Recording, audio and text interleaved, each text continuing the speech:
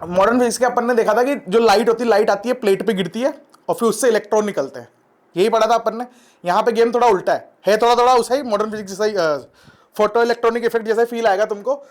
इसमें भी क्या होता है कि एक्चुअल में अपन क्या करते हैं कि अरे इसको फिलामेंट बोलते हैं। फिलामेंट समझते हो, बल्ब, अपन लाइट का बल्ब जलाते हैं उसमें भी फिलामेंट होता है तो गर्म हो जाता है। ऐसे दूसरे मेटल का किसी का फिलामेंट होगा और इसमें क्या करें, यहाँ पे एक बैटरी लगा दो, बैटरी समझते सेल वगैरह, वो बैटरी लगाएंगे, बैटरी लगाने से क्या होता है, करंट फ्लो होता है, करंट फ्लो होते ही गर्म होता है और ये गर्म होता है तो इससे निकलते हैं इलेक्ट्रॉन।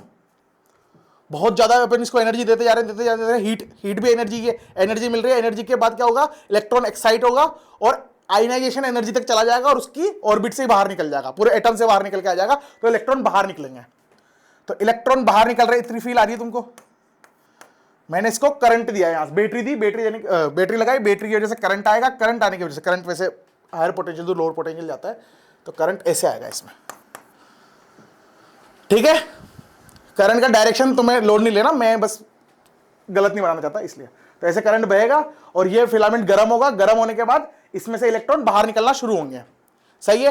अब फोटो इलेक्ट्रॉनिक इफेक्ट में मैंने एक चीज बोली थी कि जैसे वो लाइट गिर रही है तो इलेक्ट्रॉन तो बाहर आ गए, पर इलेक्ट्रॉन एक प्लेट से दूसरी प्लेट पर क्यों जाते हैं, कोई रीजन होता है ना। अपन बोलते थे कि बाहर की तरफ एक बैटरी लगा दो ताकि एक पोटेंशियल डिफरेंस आ जाए, फिर पोटेंशियल डिफरेंस को ही अपन क्या बोलते हैं एक्चुअल में, एक्सेलरेटिंग पोटेंशियल, है ना। मतलब वो एक्सेलरेट करेगा इलेक्ट्रॉन को, मतलब इलेक्ट्रॉन को मैं चाहता हूं इलेक्ट्रॉन आ तो गया पर ये आगे जाए, तो आगे ऐसे कोपचा टाइप कुछ होता है, ये टारगेट मेटल है, इसको टारगेट बोल लो बस। किसी मेटल की बनी होती है, किस मेटल की बनी होती है वो अपन को नहीं जानना, बस ये मेटल की बनी होती है और इस पर टकराना है मेरे को इलेक्ट्रॉन। मेरी इच्छा क्या है कि इलेक्ट्रॉन जाए और इस पर टकराए, क्लियर। अब इसको इधर लेके कैसे जाऊंगा, तो इसको लाने के लिए मेरे को इन दोनों में एक बैटरी जोड़नी पड़ेगी और वो बैटरी जो होती है वो एक्चुअली बहुत भयंकर होती है। ऐसे बहुत सारी डंडियां खींच रहा हूं, मतलब बहुत सारी बैटरीज लगी हुई हैं। सुंदर लगाऊं थोड़ी सी बैटरी,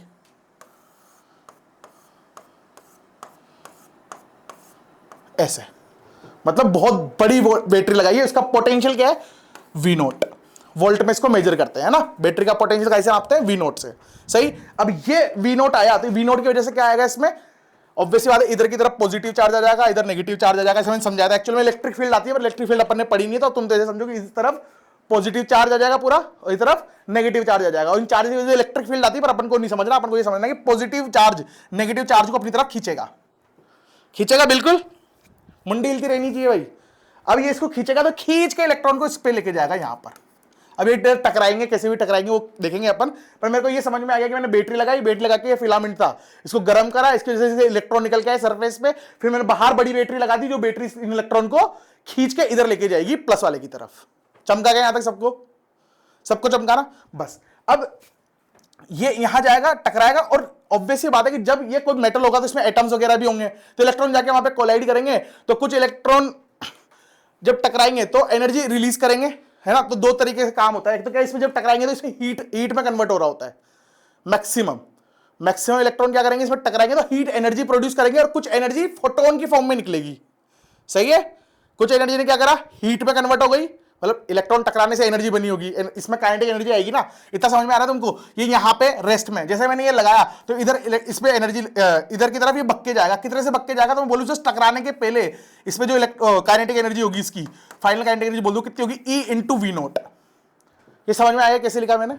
एनर्जी कंजर्वेशन से भी कर सकता हूं मैं, पर मैंने एनर्जी कंजर्वेशन पढ़ाया नहीं तो तुमको फील से समझा रहा हूं, सही है। ये एक्चुअल में ये पोटेंशियल डिफरेंस है जो इसको खींच के लेके जा रहा है। और अपन ने पता है चार्ज इंटू पोटेंशियल क्या एनर्जी होती है, यहां पे चार्ज इंटू पोटेंशियल एनर्जी होती है। तो यहां पे जो एनर्जी आएगी इस पॉइंट पे से टकराने के पहले कितनी होगी, ई इंटू वी नोट। और ये वी नोट कौन सा है, बाहर वाली बैटरी का। इसको बाहर वाली बैटरी बोल देता हूं, इसको अंदर वाली बैटरी बोल देता हूं, ऐसे वी ए लिख देता हूं।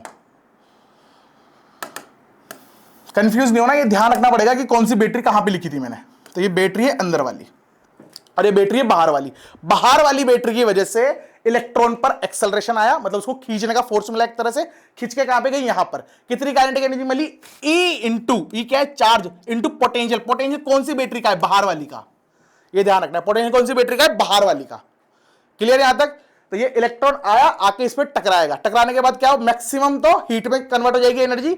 ये वाली जो एनर्जी है, ये वाली एनर्जी मैक्सिमम किसमें कन्वर्ट हो जाएगी, हीट में, और कुछ कुछ फोटोन की फॉर्म में बाहर निकलेगी, सही है। कुछ कुछ फोटोन की फॉर्म में बाहर निकलेगी, और जो फोटोन की फॉर्म में बाहर निकल रही होगी उसको बोलते हैं अपन एक्सरे। उन्हीं को क्या बोलते हैं अपन? एक्सरे। सही है। तुमको ये समझ में आता है ना, फोटोन निकल रहा होगा तो लेमडा निकल रहा होगा, लेमडा किसी ना किसी, मतलब लेमडा आई तो एनर्जी आई होगी, lambda is energy is H C by lambda, energy आई होगी, और वो लाइट की फॉर्म में होती है, लाइट भी तो एनर्जी ही है। तो किस तरह की लाइट है? तो इसकी जो वो होती है क्या बोलते हैं? लेमडा। वो लेमडा होती है 0.1 आर्मस्ट्रॉम से लेके 10 आर्मस्ट्रॉम तक। कोई कोई जगह 100 आर्मस्ट्रॉम भी लिखा रहता है, तुम 10 मानो। नीट में जाते हैं थोड़ा डिटेलिंग में पढ़ते हैं इसको, पर अपन को जितना काम का है उतना पढ़ेंगे बस। चमका क्या तुमको? तो इस लेमडा की वेवलेंथ की जो लाइट है वो निकल रही है यहां पर, और इसी को क्या बोल रहा हूं मैं? एक्सरे। समझे क्या तुम? यहां तक समझ में आया क्या? इसी को एक्सरे बोलते हैं अपन, ठीक है ना। अब कितने नंबर ऑफ इलेक्ट्रॉन्स निकलेंगे यहां पे, वो क्या इंटेंसिटी डिसाइड करेंगे इसकी, कितनी इंटेंसिटी में इलेक्ट्रॉन निकल रहे हैं। सही बात है ना। तो अगर मेरे को इंटेंसिटी बढ़ानी है, मतलब कुल मिला के मेरे को यह बढ़ाना है कि नंबर ऑफ इलेक्ट्रॉन्स ज्यादा निकले बाहर, तो कैसे निकालूंगा मैं? ज्यादा गर्म करूं इसको, ज्यादा गर्म करूं, ज्यादा गर्म करने की क्या करूं? ये वाला पोटेंशियल बढ़ाना पड़ेगा मेरे को। सही है। हाँ, VA बढ़ा देंगे, VA बढ़ा देंगे। VA बढ़ाऊंगा तो नंबर ऑफ इलेक्ट्रॉन्स यहां बढ़ जाएंगे। क्या बढ़ जाएंगे? Number of electrons. और ये नंबर ऑफ इलेक्ट्रॉन ज्यादा बढ़ गए तो इसकी इंटेंसिटी, ज्यादा इलेक्ट्रॉन टकराएंगे तो ज्यादा नंबर ऑफ फोटॉन्स निकलेंगे, तो ज्यादा नंबर ऑफ फोटॉन्स निकलेंगे, इंटेंसिटी ऑफ एक्सरे बढ़ जाएगी। सही बात है। तो मैं ऐसे बोल सकता हूं कि अगर मेरे को इंटेंसिटी ऑफ एक्सरे बढ़ानी है तो मेरे को क्या करना पड़ेगा? ये बढ़ानी है तो मेरे को VA बढ़ाना पड़ेगा। चमका क्या तुमको? यहां तक चमका सबको? और अगर मेरे को ये काइनेटिक एनर्जी बढ़ानी है तो मेरे को VB बढ़ाना पड़ेगा। सही बात है। अगर मेरे को काइनेटिक एनर्जी बढ़ानी है इलेक्ट्रॉन की तो मेरे को VB बढ़ाना पड़ेगा। यहां तक मेरे ख्याल से तुम सबको क्लियर है फंडा? बिल्कुल बढ़िया, बहुत बढ़िया। इसमें दो ही चीजें काम आती है, एक तो क्या, तुम्हें लेमडा की कहानी पता चलनी चाहिए और इंटेंसिटी की कहानी पता चलनी चाहिए। अगर तुमको ये दो चीजें आती है तो तुम काफी सारा काम तो कर जाओगे इस चैप्टर में। ठीक, देखो अब मेरे को देखना है इंटेंसिटी और लेमडा में रिलेशन क्या है। ऐसे तो ऑब्वियसली बात है कि एक ग्राफ है, इसकी इक्वेशन नहीं आएगी यहां पे। एक्चुअल में अपन ने जब एक्सपेरिमेंट करे होते हैं, जब साइंटिस्ट वगैरह जब एक्सरे की खोज कर रहे थे, तो पहले एक्सपेरिमेंट करते हैं, फिर एक्सपेरिमेंट से जो डाटा आता है उसके बेसिस पे थ्योरी बनाते हैं। ऐसा करते हैं वो लोग, ऐसा ही होता है। रियलिटी तो यही है, पहले इक्वेशन थोड़ी आती है, पहले थ्योरी आती है, फिर थ्योरी से इक्वेशन बनाते हैं वो लोग। तो इसमें जो रिलेशन बन के आया, मतलब जो कर्व बन के आता है, कर्व ऐसा बन के आता है, ऐसा है ना। इसको क्या बोलते हैं? Continuous curve. पता है क्या तुम लोगों को? सुना है किसी ने? है ना। मैं कुछ गलत शब्द बोलूं तो बता देना भाई मेरे को। इसको बोलते हैं अपन कंटिन्यूअस कर्व। अब ये लेमडा है तो यहां भी लेमडा ही होगा, है ना। और एक चीज जो इसमें समझने की चीज है वो क्या है कि जो लेमडा है वो इससे कम नहीं हो सकता, मतलब ये एक्चुअल में लेमडा मिनिमम है। चमक रहा है तुमको? कर्व कहां से स्टार्ट हुआ? किसी फिक्स वैल्यू से स्टार्ट हुआ। अब गलत कुल मिला के जब बंदे इसको ऑब्जर्व कर रहे थे, बंदे मतलब अपने साइंटिस्ट लोग, वो ऑब्जर्व कर रहे थे, उन्होंने देखा कि जो लेमडा है, जो एक्सरे की लेमडा है, वो हर फोटोन की अलग अलग होगी लेमडा। तो रेंज बताई सरी मैंने कि 0.1 आर्मस्ट्रॉम से 10 आर्मस्ट्रॉम के बीच में होने वाली है। तो उसमें से कुछ तो मिनिमम होगा, कुछ मैक्सिमम होगा, लॉजिकल है। तो मिनिमम जो होगा वो मिनिमम कितना निकल के आ रहा है? वो लेमडा मिनिमम। वो कितना निकल के आ रहा है? Lambda minimum. तो अपन को सबसे पहले तो ये निकालेंगे लेमडा मिनिमम कैसे निकालूंगा। कर्व कैसे बना ये प्रूवन है, ये याद होना चाहिए कि कर्व ऐसे बनता है, कंटिन्यूअस कर्व है। इसका एक और पार्ट है, दो तरह से कर्व बनते हैं, अभी ये वाला समझना है, ठीक है। वाई एक्सिस पे क्या है? इंटेंसिटी, और लेमडा क्या है? वेवलेंथ, ठीक है। तो मेरे को लेमडा मिनिमम निकालना है, तो मैं कैसे निकालूंगा? लेमडा मिनिमम निकालने के लिए एनर्जी मैक्सिमम होनी चाहिए, और तुमको ये पता है कि जो एनर्जी है यहां पे जो मैंने लिखी, क्या ये मैक्सिमम एनर्जी है? क्या ये जो मैंने यहां पे लिखी, क्या ये मैक्सिमम है? क्या मैक्सिमम है? क्या है बताओ? हाँ ना, बताओ कैसे। देखो इलेक्ट्रॉन यहां पे निकला, यहां पे तो रेस्ट पे था ऑलमोस्ट, बस निकला ही था सरफेस से बाहर।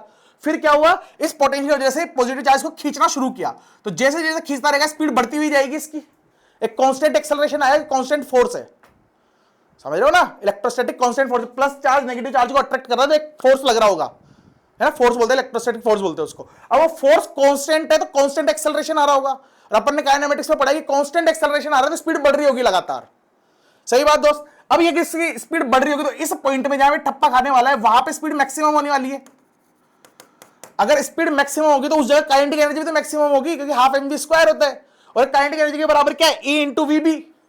तो E into V B is my maximum energy, और मेरे को लेमडा मिनिमम निकालना है, तो इसके लिए लेमडा निकालना है कुल मिला के मेरे को, है क्या नहीं है। और ये एनर्जी अपन को पता है एनर्जी क्या होती है सर, एनर्जी जो आपने लिखी ई वी बी वो एच सी वाई लेमडा होती है, होता है ना ऐसा। अरे मुंडी लाओ यार, एच सी वाई लेमडा होता है। तो मेरे को ये निकालना है, तो मैं इसको एक और तरह से लिख सकता हूं क्या, ये इलेक्ट्रॉन वोल्ट, इसको क्या बोल सकता हूं मैं, अगर ये ऐसे बोलता कोई 10 इलेक्ट्रॉन वोल्ट है ऐसा पोटेंशियल, तो इसको 1 इलेक्ट्रॉन वोल्ट ऐसे बोल सकता हूं ना यार। और इलेक्ट्रॉन वोल्ट में अगर एनर्जी है, एनर्जी इलेक्ट्रॉन वोल्ट में तो कैसे लिखता हूं, 1240 बटा लेमडा इन नैनोमीटर, ऐसे लिखते थे अपन तो, सही बात है ना।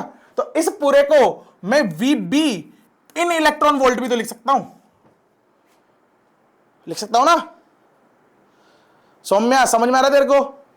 ये 1 इलेक्ट्रॉन वोल्ट, ये एक्चुअल में किसमें है, ये वोल्ट में, मेरे को इलेक्ट्रॉन वोल्ट में करना है तो ई से डिवाइड करना पड़ेगा, तो वीबी इज इलेक्ट्रॉन वोल्ट, सही बात है। और ये किसके बराबर होना चाहिए, ये होना चाहिए 1240 बटा लेमडा इन नैनोमीटर, ये होना चाहिए। और मेरे को लेमडा इन नैनोमीटर तो निकालना था, और ये मिनिमम लेमडा भी यही है, क्योंकि मैक्सिमम काइनेटिक एनर्जी के लिए तो मिनिमम लेमडा निकल के आएगा, है ना। तो बस इसको कर दो इधर, तो lambda in nanometer which is equal to क्या, 1240 बटा वी नोट या वीबी। ये फॉर्मूला याद होना चाहिए, पहला फॉर्मूला जो निकल के आया वो ये है, लिख लो इसको, पहली बार बोला मैंने, लिख लो, भूलने लगा हूं मैं, मेरी सुपर ताकतें। हाँ ये सब मेरे नोट्स में है, तो ये हाँ मत लिखो, मैं तो लिखा भी नहीं था वैसे भी, मैंने तो बस बोला ऐसा कि लिख लो, मैं टाइम थोड़ी देता हूं। ये क्या आ गया, ये वाला फॉर्मूला आ गया बस, है ना। अभी ये गलती से आगे स्लाइड ये नहीं आनी थी। चलो अब एक कर्व अपन ने देख लिया, पर एक्चुअल में क्या हुआ कि जैसे एक ही एक्सपेरिमेंट थोड़ी करा उन्होंने, बार बार देखते गए तो उन्होंने देखा कि एक और तरह का कर्व आता है, ये इंटेंसिटी और ये मेरा लेमडा, और जो कर्व था वो ऐसा, वो एक्चुअल में ऐसे ऐसे भी होता है। ये बिल्ली नहीं है, मेरी राइटिंग थोड़ी गंदी है। ये है लेमडा और ये है इंटेंसिटी, और कर्व था ऐसा, ठीक है।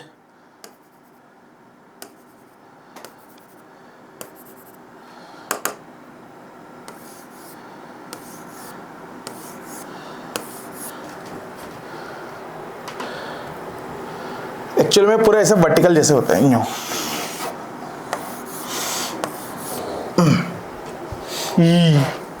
ये इस कर्व का क्या नाम होता है, कोई बता सकता है क्या?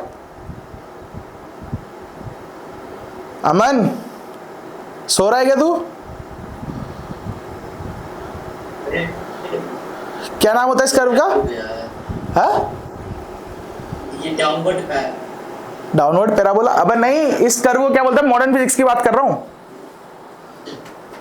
Downward parabola. अरे नहीं नशेड़ी डाउनवर्ड पैराबोला में काटे कहां से आगे, कौन सा पैराबोला सीखा तूने और कौन से मास्टर से सीखा?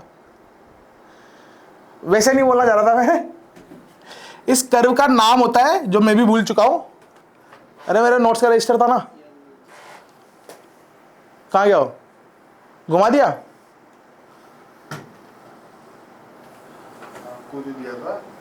मेरे को दिया था, रजिस्टर थोड़ी खा जाऊंगा मैं, रजिस्टर तो यहीं रखा था, वो रहा लैपटॉप के नीचे। इसका नाम होता है पता नहीं क्या, मैं तो नाम भूल गया, कॉन्सेप्ट तो याद है मेरे को, नाम नहीं पता।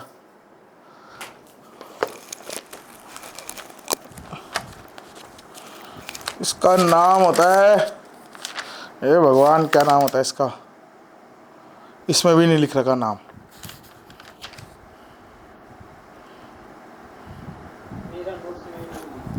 अरे इसका नाम होता है कुछ तो यार, जो भी होता है इसका नाम बता बता। उसका कंटिन्यूअस कर्व होता है, इसके पहले जो था जिसमें कांटे नहीं थे, और जिसमें कांटे होते हैं इसको कुछ और बोलते हैं, characteristic, characteristic of X ray, characteristic curve बोलते हैं इसको। इसको क्या बोलते हैं, कैरेक्टरिस्टिक कर्व। सही है, इसका करेक्टर दिखाता है कुल मिला के, ऐसे याद रख सकते हो, ठीक है ना। क्या नाम है इसका, कैरेक्टरिस्टिक कर्व, सही बात। अब एक्चुअल में ये जो ये तीखे तीखे आ रहे हैं, तीखे तीखे क्या बोलूं इनको यार, ये कांटे जो हैं कांटे, ये कांटे आने का रीजन पूछा गया, तो इसके पीछे एक और थ्योरी निकल गई कि क्या, कि एक्चुअल में उन्होंने बोला ऐसा कि ठीक है अगर आप कांटों की बात कर रहे हो ना, तो इसको ऐसे समझाया उन्होंने। देखो अपन ने अभी तक देखा ऑर्बिट देखे थे, n is equals to 1, n is equals to 2, n is equals to 3, ऐसा देखा था ना अपन ने। अरे मुंडी लाओ, हाँ। इसको मैंने ऐसे बोला था क्लास 1 में कि इसको ऐसे भी बना सकते हैं कि ये न्यूक्लियस और इसके आसपास ऐसे ऑर्बिट्स, ऐसे बोला था ना मैंने। और तुमने बचपन में पढ़ा होगा, इनको बोलते हैं n, नहीं KL, ये तो न्यूक्लियस है पूरा, KLMN, ऐसे पढ़ा गया तुमने कुछ कुछ।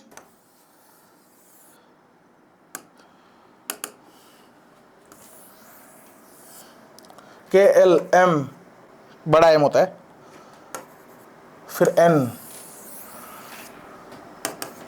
ऐसे सीखा क्या तुमने बचपन में, ये सीखा होगा ना भाई लोग। हाँ, शेल बोलते हैं इनको, K shell, L shell, M shell, N shell, ऐसे ये शेल्स है। इनमें क्या होता है, ऐसे बोलते हैं कि इसमें 1 इलेक्ट्रॉन आता है, इसमें 2 इलेक्ट्रॉन आता है, ऐसे पढ़ा होगा तुमने, मेरे को ध्यान नहीं कितने कितने आते हैं।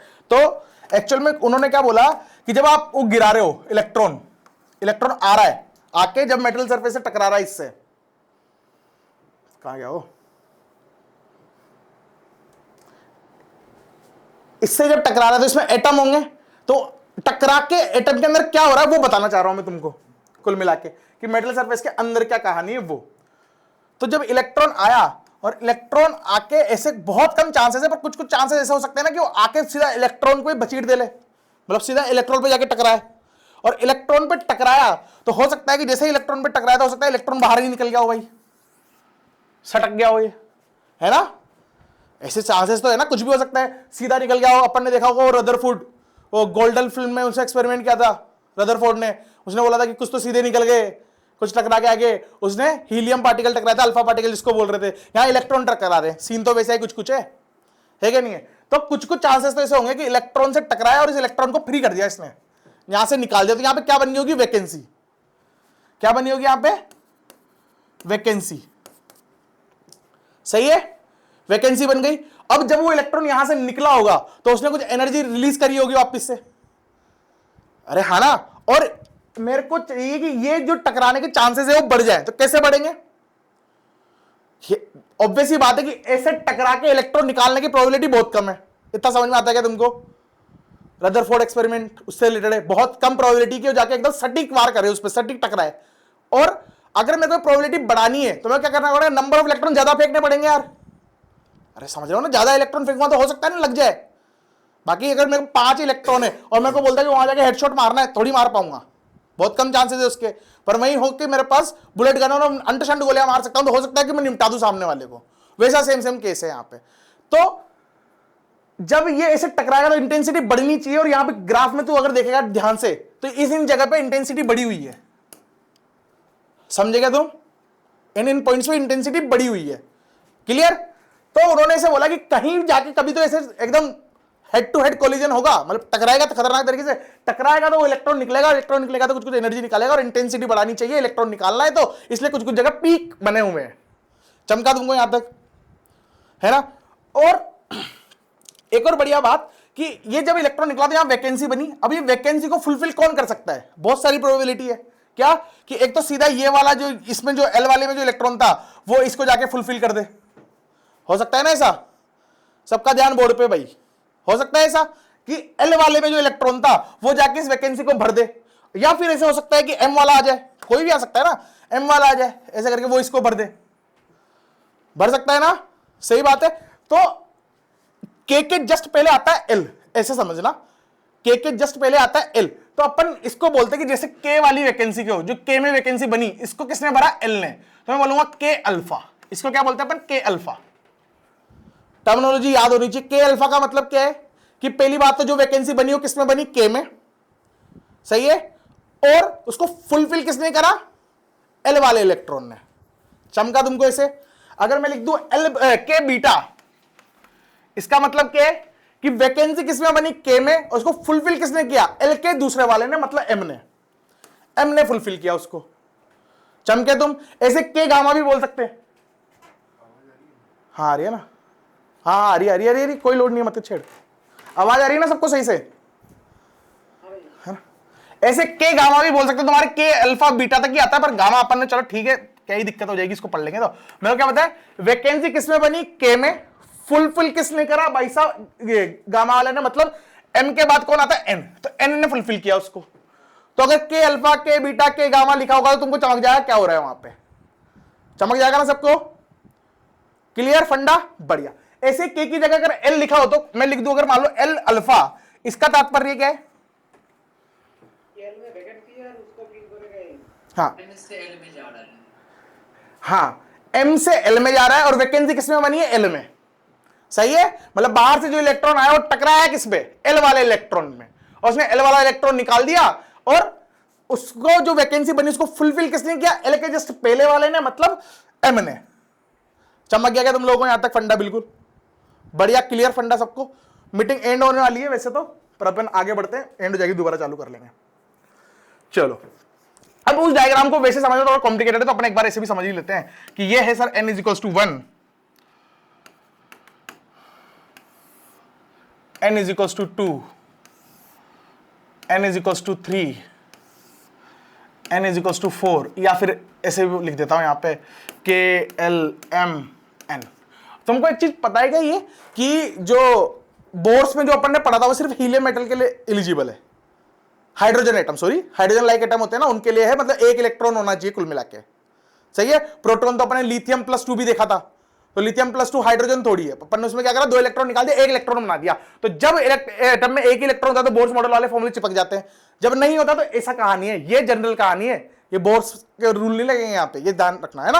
ये N1 2 3 समझ के तुम सोचोगे चलो बोर्ड चिपका देते हैं, यहाँ पे होगा बोर्ड जैसा ही कुछ कुछ, अभी समझ में आ जाएगा, ज्यादा लोड नहीं है उसमें। पर वही बात है कि अगर इलेक्ट्रॉन यहां से यहां आया होगा, है ना, तो मैं इसको क्या बोलूंगा, के अल्फा, सही बात है। यहां से यहां तक आया होगा तो के बीटा, चमका। अगर मेरे से बोले कि किसकी एनर्जी ज्यादा होगी तो कौन बताएगा, एनर्जी किसकी ज्यादा होगी, के अल्फा की, के बीटा की। मतलब इलेक्ट्रॉन यहां से यहां तक आया तो उसने ज्यादा एनर्जी रिलीज करी, के बीटा की ज्यादा होगी, के बीटा की ज्यादा होगी, एनर्जी गैप ज्यादा है, तो मैं बोलूंगा एनर्जी की बात करूं मैं तो जो के बीटा है ना सर वो ज्यादा होगा के अल्फा से, सही बात है, क्लियर। ऐसे एल की भी तो बात कर सकते हैं यार, यहां से यहां पे टप्पा खाया तो मैं बोलूंगा एल अल्फा, यहां से यहां पे टप्पा खाया तो मैं बोलूंगा एल बीटा, सही है। और मेरे को अगर के और एल मतलब ये जितने भी लिखे हुए हैं इन सबका एनर्जी ऑर्डर लिखना है तो क्या तुम लिख दोगे मेरे लिए, लिख दोगे एनर्जी ऑर्डर, लिखो फटाफट, बताओ मेरे को क्या लिखूंगा। सबसे पहले क्या आएगा, सबसे ज्यादा एनर्जी किसकी है इन सब में, के बीटा। वाई एल बीटा नहीं है, एल बीटा क्यों नहीं है और के बीटा ही है, ऐसा क्यों है, थोड़ा ज्यादा एनर्जी हो रहा है, पहले मैक्सिमम एनर्जी। हाँ देखो तुमने देखा भी होगा, मैंने बोला भी था कि एक्चुअल में जैसे जैसे ऊपर जाते हैं तो ये गैप कम होता जाता है ना, एकदम सुपर इंपोज होने लग जाते हैं ऊपर जाते जाते, तो एकदम उनका जो गैप है वो कम होता जाता है, सबको पता है ये चीज, है ना। बस तो मेरे को पता है कि ये वाला जो गैप होगा वो इस वाले गैप से तो बड़ा होगा, सही बात है। तो मैं बोलूंगा जो के बीटा है इसकी एनर्जी सबसे ज्यादा होने वाली है, फिर उसके बाद बोलो के अल्फा आएगा कि ये एल अल्फा आएगा या एल बीटा आएगा, के अल्फा आएगा कि एल बीटा आएगा। मीटिंग एंड होने वाली है, मीटिंग एंड करके चालू करता हूं वरना भी अटक जाएगा सारा काम, रिज्वाइन कर लो फटाफट।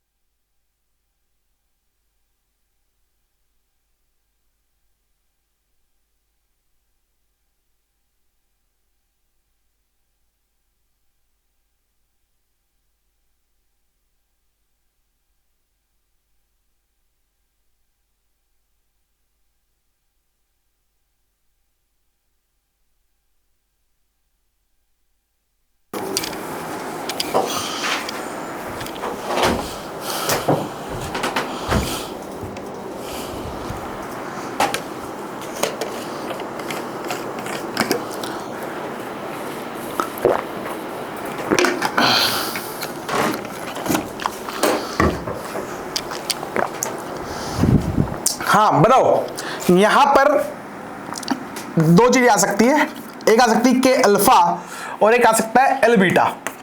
दोनों में से क्या आना चाहिए? ये अल्फा। के अल्फा। क्यों?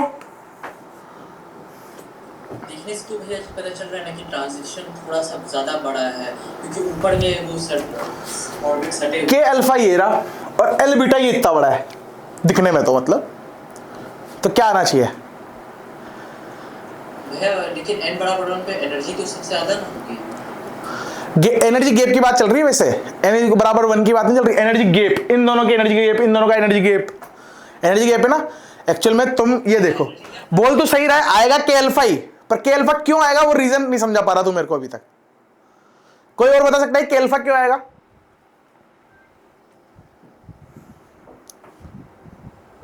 पहले और दूसरे में एनर्जी गैप सबसे ज्यादा है।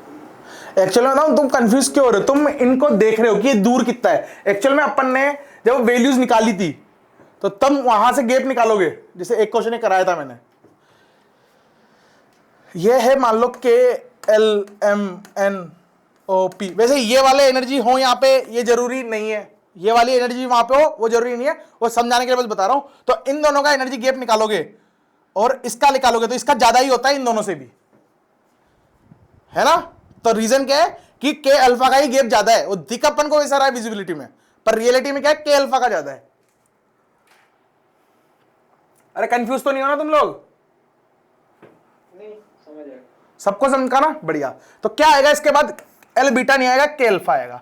तो मेरे को पता चल गया के बीटा की सबसे ज्यादा एनर्जी, फिर के अल्फा की सबसे ज्यादा एनर्जी, फिर उसके बाद एल बीटा, बहुत बढ़िया, एल बीटा, फिर उसके बाद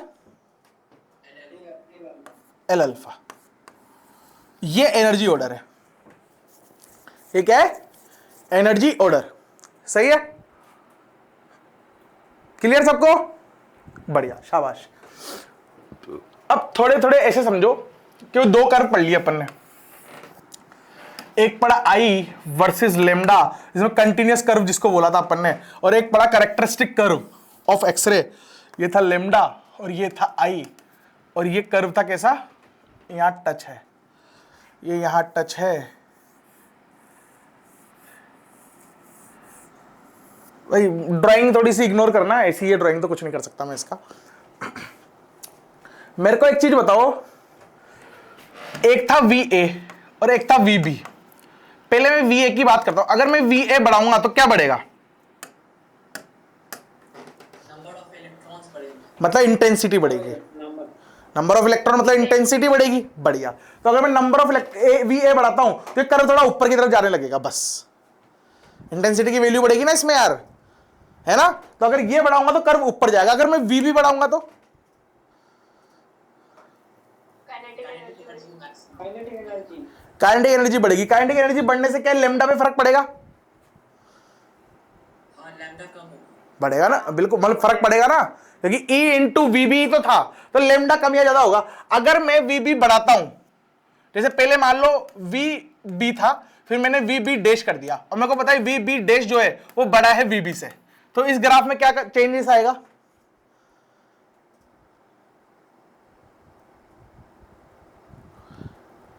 सोच के देखो, स्टेप बाय स्टेप जाओ कि एक्चुअल में पहले कुछ कुछ था पोटेंशियल, उसको मैंने बढ़ा दिया, वो बढ़ाने से क्या होगा, E इंटू VB की वैल्यू बढ़ गई होगी, मतलब जो काइनेटिक एनर्जी है उसका अमाउंट बढ़ गया। काइनेटिक अगर एनर्जी बढ़ गई तो लेमडा मिनिमम और छोटा हो गया होगा, जो लेमडा मिनिमम मतलब मान लो 10 आया था तो अब 7 आया होगा, तो ये कर्व थोड़ा पीछे चला जाएगा, बहुत बढ़िया। ये कर्व क्या होगा, थोड़ा पीछे चला जाएगा, जहां पे लेमडा मिनिमम यहां आ रहा था पहले, अब वो यहां आने लग जाएगा। सही है यहां तक? बहुत बढ़िया।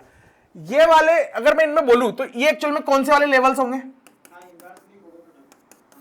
ये वाले कौन से लेवल होंगे? ये होंगे तो लेमडा ही।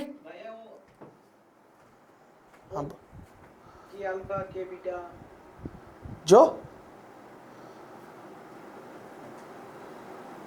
इसका थोड़ा सा लैग हो रहा है भैया। अच्छा देखो, ये एक्चुअल में किसकी वजह से हो रहा था कि इलेक्ट्रॉन निकल जा रहे थे, टक्कर लग के इलेक्ट्रॉन निकल जा रहे थे, तो इस पीक को लाने के पीछे रिस्पॉन्सिबल कौन है? वही के अल्फा के बीटा, ये सब फलाना ढिंगना पड़े अपन ने वो। और के अल्फा के बीटा वगैरह क्या है? Energy gap. एनर्जी गैप, तो मैं इसे बोलूंगा कि एक्चुअल में ये एनर्जी डिफरेंस है। ये क्या है? एनर्जी का डिफरेंस। एनर्जी गैप मतलब एनर्जी का डिफरेंस है ना। तो मैं इसे बोलूं कि एक ए पॉइंट ये रहा, बी पॉइंट ये रहा, और तुम्हारे पास है एक तो के अल्फा और के बीटा। तो ये वाला जो पॉइंट आएगा, फॉर एग्जांपल अगर कोई भी के होगा, मैं जनरल के ले लेता हूं, है ना, तो के एनर्जी गैप था, तो energy which is equal to 1240 बटा लेमडा, ऐसे होगा ना। तो मैं लेमडा कैसे लिखूंगा? मैं लेमडा लिखूंगा 1240 बटा के। अभी के अल्फा होगा या बीटा होगा मेरे को नहीं पता, ऐसा कुछ होगा। तो मेरे को ये जानना है कि ए वाले पॉइंट पर इसको मैं बोलता हूं लेमडा के। तो मैं ऐसे बोल रहा हूं कुल मिला के लेमडा, मतलब इसके द्वारा जो लेमडा आया वो लेमडा है के अल्फा, लेमडा के अल्फा। इसके द्वारा जो लेमडा आया उसको बोल दिया मैंने लेमडा के बीटा। तो मेरे को जानना है कि यहां पे कौन सा होगा, लेमडा के अल्फा होगा या फिर ये अल्फा है, या फिर लेमडा के बीटा होगा। यहां पे दोनों में से कौन सा वाला लेमडा होगा इस जगह पे और इस जगह पे, वो बताना है। बता पाओगे क्या? लेमडा के बीटा होगा ए में वाई।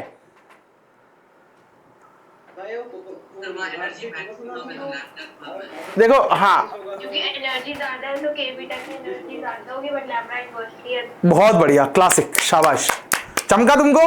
तो मेरे हिसाब से कुछ बताने की जरूरत है नहीं। मेरे को बताया कि सर ये वाला लेमडा, मतलब लेमडा जो ए वाला है वो छोटा है किससे? लेमडा बी वाले से। तो मैं बोलूंगा एनर्जी जो ए पे होगी, एनर्जी एट ए वो ज्यादा होगी एनर्जी एट बी पे। चमका तुमको यहां तक? तो मेरे को होता है कि किसकी एनर्जी ज्यादा है इन दोनों में से। सर इन दोनों में से एनर्जी की बात करो तो इसकी ज्यादा है ना, के बीटा की ज्यादा है। तो मेरे को पता चल गया कि यहां पे क्या आएगा, के बीटा, और यहां पे आएगा के लेमडा। वो अब तुम चमक जाएगा तुमको। सही है? क्लियर? किसी को कोई इत्तू सा भी डाउट इसमें? फंडा क्लियर? शाबाश। अगर मैं एक और थोड़ा सा अच्छा सा क्वेश्चन इसमें पूछ लूं तुमसे, तो तुम करोगे क्या उसको बताओ। ये है लेमडा और ये है इंटेंसिटी। ये मैंने कर्व बनाया ऐसे, एक ही तीरा रखते हैं बस, ताकि कंफ्यूजन ना हो, क्योंकि जो मैं पूछना चाहता हूं एक से हो जाएगा काम। ऐसे मैंने क्या करा, मैंने वीबी बढ़ाया, है ना। 3 लाइन है यहां पे, 2 लाइन है कुल मिला के, एक तो ये वाली लाइन और एक ये वाली लाइन। मेरे को ये बताओ, जब मैंने वीबी बढ़ाया होगा तो क्या क्या हुआ? वीबी बढ़ाने से क्या क्या होगा इस कर्व में? एक चीज तो तुमने पहले बता दिया, इधर किसकेगा, है ना। मतलब यहां पे जो लेमडा मिनिमम आ रहा था, अब वो लेमडा मिनिमम यहां कहीं आ रहा होगा। सही है? तो ये वाली लाइन तो इधर खिसक जाएगी। क्लियर सबको? ये जो यहां पे खत्म हो रहा था वो अभी यहां खत्म होगा, ऐसा कुछ मैं बोल रहा हूं। इस वाली लाइन के लिए क्या होगा? ये भी और ऊपर चली जाएगी, इंटेंसिटी बढ़ जाएगी। हाँ, ये ऊपर चली जा सकती है। इंटेंसिटी क्यों बढ़ेगी सौम्या? वीबी है ये, वीए से इंटेंसिटी बढ़ती है ना मेरे दोस्त। मैंने बोला वीबी बढ़ा रहा हूं, वीए में तो मैं छेड़खानी कर ही नहीं रहा, सिर्फ वीबी बढ़ा रहा हूं, तो इंटेंसिटी तो नहीं बढ़ेगी। और बता, सेम रहेगा? कोई चेंज नहीं होगा। बढ़िया, कोई चेंज नहीं होगा, ये लाइन यही रहेगी एज इट इज, कोई परिवर्तन नहीं आएगा। वैसे ऐसे क्वेश्चन लेके आया हूं मैं, ऐसे कराऊंगा, पर पहले अपन को कॉन्सेप्ट क्लियर होनी चाहिए, थ्योरी कंप्लीट होनी चाहिए अपनी। क्लियर? यहां तक सबको चमका सब कुछ बढ़िया से? शाबाश।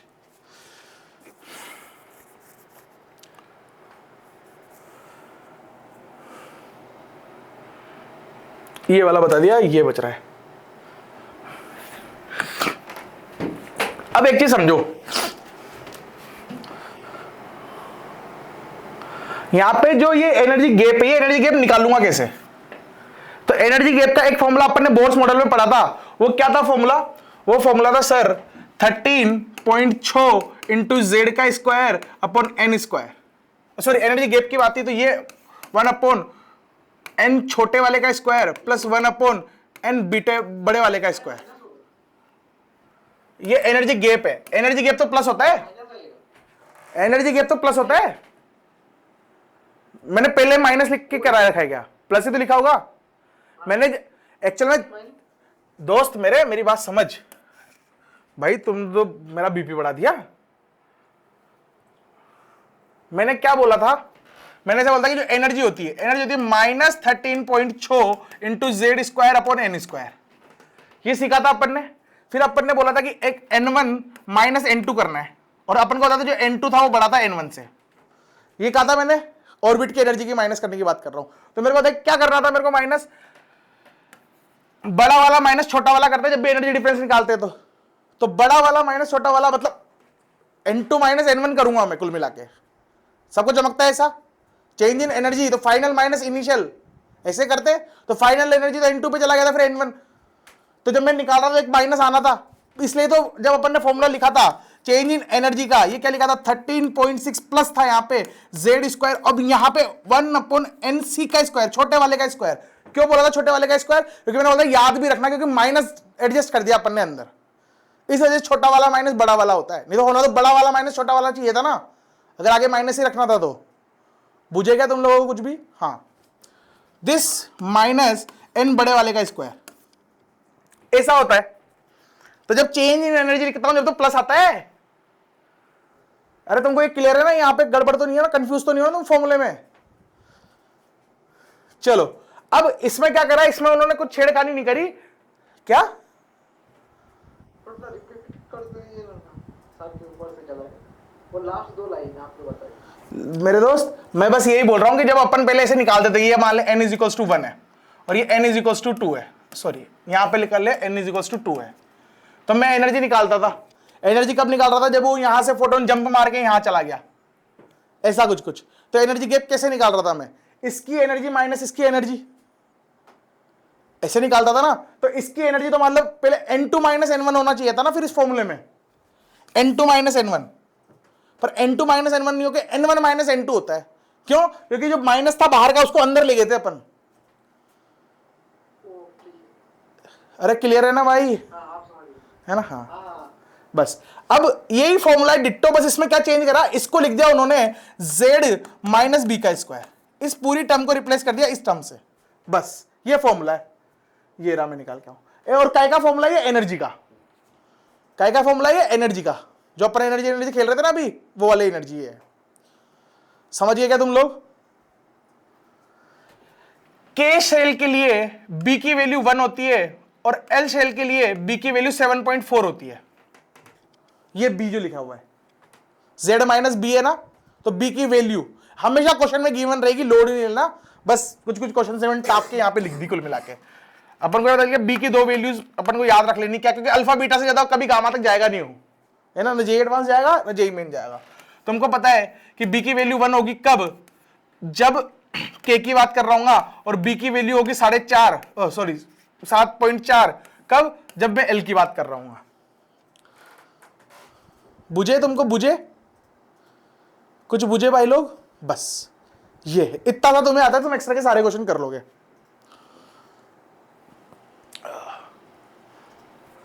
क्लियर है सबको फंडा? किसी के जीवन में कोई दुख, किसी को कोई डाउट? इतना सा एक्स था भाई, ये 4 चीजें पढ़ानी थी, ये मैंने समझा दिया, ये मैंने समझा दिया, ये मैंने समझा दिया, कुछ भी नहीं छूटा। क्लियर? बढ़िया।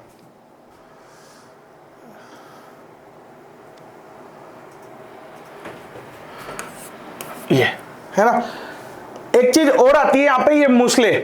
कहां गया मूसले? ये इधर वाले पार्ट को भूल जाओ, ये एक्चुअल में 2 बार कॉपी पेस्ट हो गया। ये मूसले लो आया एक और जीवन में, ये मूसले लो। इसमें क्या करा उसने कुछ नहीं करा भाई, इसने ग्राफ दिया अपन को, क्या इसका एक्चुअल में इस इक्वेशन को थोड़ा सा सजाने को बोला उसने। सजाते हैं इसको, रुको इसको साफ करके मैं लिख सकता हूं, जो ये है एनर्जी, ये h इंटू एफ लिख सकता हूं ना, एस सी बाई लेमडा, वही लिखा हुआ है मैंने, एस सी बाई लेमडा, और मेरे को H by lambda is my frequency, है ना। और तुमने नोटिस किया होगा मैं हर बार फ्रीक्वेंसी को एफ लिखता हूं, कई बार किताबों में तुमको म्यू ऐसे न्यू बोलते इसको, एन वाला न्यू, तो ऐसा भी दिखेगा। ये भी फ्रीक्वेंसी होती है, लोड नहीं लेना, किससे भी लिखो, फ्रीक्वेंसी फील आनी चाहिए ना अपन को, तो इससे क्या कंफ्यूज हो जाते हैं, वी जैसा दिखता है मेरे को, तो मैं इसलिए एफ ही लिखता हूं, किताबें की तेल लगाने, अपन को समझ में आना चाहिए। तो h इंटू एफ बोल सकते हैं, तो मैंने उसको लिखा h into F is equals to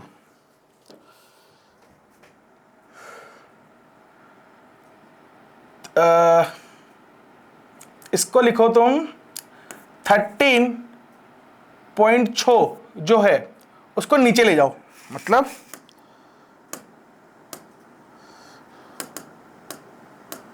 मैंने क्या लिखा, h upon 13.6 into F which is equal to what, z minus B का square into 1 upon N C का square minus 1 upon N B का स्क्वायर।